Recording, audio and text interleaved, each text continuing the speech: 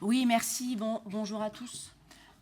Alors peut-être que mon intervention va avoir une tonalité un peu différente.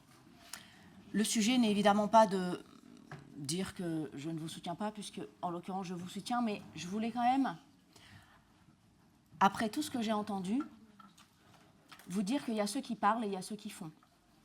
Et vous faites partie de ceux qui œuvraient, vous faites partie de ceux qui permettent, encore aujourd'hui, et j'espère plusieurs mois et plusieurs années, de rendre la France et de garder la France souveraine sur un certain nombre d'enjeux majeurs pour notre industrie à l'échelle européenne. Enjeux d'autant plus critiques que l'actualité nous démontre que les États-Unis vont certainement changer un peu de registre de dialogue avec l'Europe. Il y a donc un enjeu d'autant plus fondamental pour l'économie de l'Europe et l'économie française à ce que l'on gagne en souveraineté, en compétences et bien sûr dans un cadre, j'allais dire, de préservation environnementale maximisée. Et puis il y a ceux qui parlent. Et moi j'entends depuis le début de cette année en septembre et la situation de Vancorex, beaucoup de nos élus ou d'acteurs du territoire avoir des larmes de crocodile. Des larmes de crocodile parce qu'à côté de cela, j'entends les mêmes qui disent aussi, qui tiennent des discours anti-chimie, eu égard aux risques que cela porte, mon collègue en parlait tout à l'heure.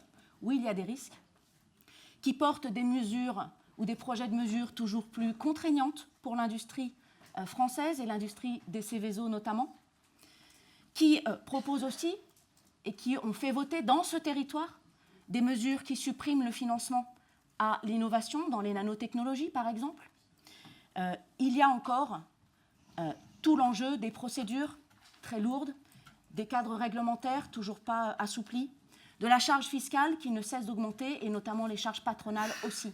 Tout ça sont des réalités que d'aucuns ont tendance à oublier lorsque la situation dégénère sur son propre territoire, alors qu'ils disent et qu'ils portent le contraire dans des discours beaucoup plus évanescents.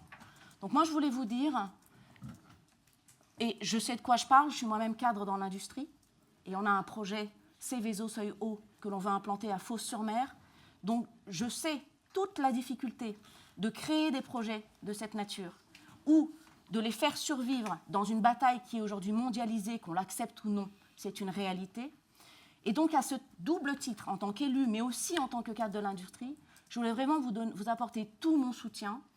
Et si d'une quelconque façon, de par les liens plus ou moins étroits que j'ai pu conserver en tant qu'ancienne députée de la métropole et de Grenoble en particulier, même si je n'étais pas sur votre territoire à proprement parler, je peux faire quelque chose, n'hésitez pas.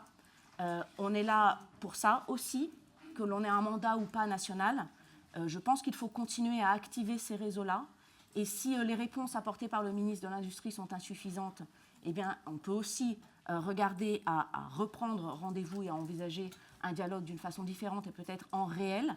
Parce que lorsqu'on a porté, par exemple, des batailles sur ancien Alstom General Electric, nous avons été reçus à l'époque à Bercy. Il n'y a aucune raison que vous ne soyez pas reçus à Bercy. Il faut le solliciter auprès de votre député. Un député, c'est fait pour ça. Une députée, c'est fait pour ça. D'autres ont su le faire. Vous devez y arriver et vous devez vous battre jusqu'au bout pour être entendu et insister sur les enjeux de souveraineté, de continuité de l'activité et bien sûr de l'emploi avant tout. Merci.